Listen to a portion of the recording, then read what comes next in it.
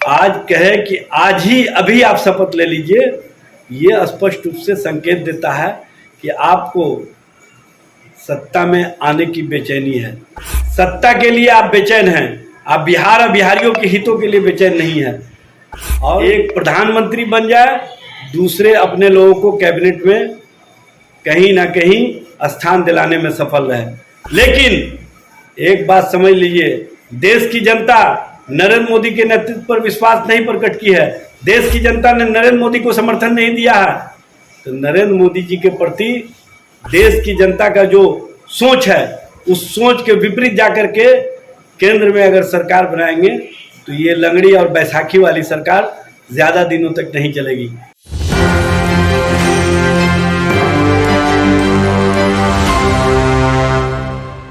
नमस्कार, आप देख रहे हैं न्यूज़ 24 और मैं हूं वरीशा आपके साथ। केंद्र में एनडीए सरकार ने अपना बहुमत का दावा करते हुए सरकार बनाने और नीतीश कुमार के नेतृत्व में पूर्ण बहुमत हासिल किया, जो 9 जून को प्रधानमंत्री मोदी शपथ ग्रहण करेंगे। ऐसे में विपक्ष के आरजेडी के प्रवक्ता एजाज अहमद ने कटाक्ष किया है और कहा है कि एनडीए संसदीय दल की बैठक में श्री नरेंद्र मोदी एवं श्री नीतीश कुमार के द्वारा सत्ता में आने की हड़बड़ी से ही स्पष्ट हो जाता है कि इन लोगों को न तो बिहार के हितों से मतलब है और न ही नरेंद्र मोदी को देश के हितों से।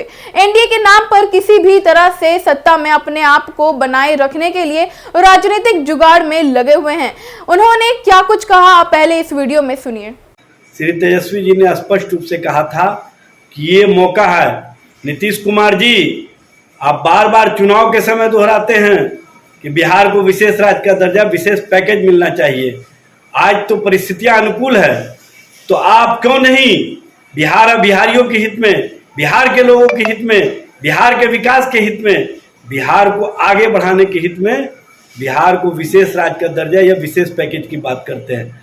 आप जिस तरह से आज कहे कि आज ही अभी आप शपथ ले लीजिए, ये स्पष्ट रूप से संकेत देता है कि आपको सत्ता में आने की बेचैनी है।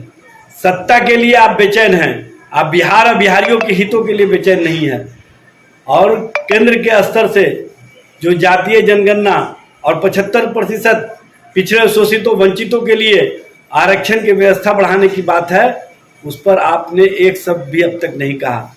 इस तरह की राजनीति जो नरेंद्र मोदी और नीतीश कुमार हड़बड़ी में कर रहे हैं, यह स्पष्ट रूप से उनको समझ में आ रहा है कि इंडिया गठबंधन के प्रति देश की जनता का जो विश्वास है, देश की जनता का जो समर्थन है, उसके कारण ये लोग बेचैनी में, हड़बड़ी में जल्द से जल्द चाहते हैं कि शपथ ले लें, ताकि एक प्रधानमंत्री बन जाए, दूसरे अपने लोगों को कैबिनेट में कहीं ना कहीं स्थान दिलाने में सफल रहे।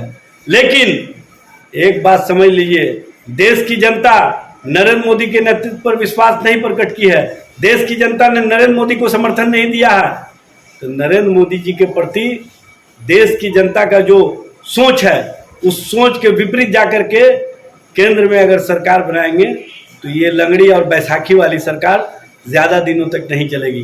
प्रधानमंत्री जी, आप इंडिया गठबंधन के द्वारा महिलाओं को 1 लाख रुपए दिए जाने की बात तो याद दिला रहे हैं।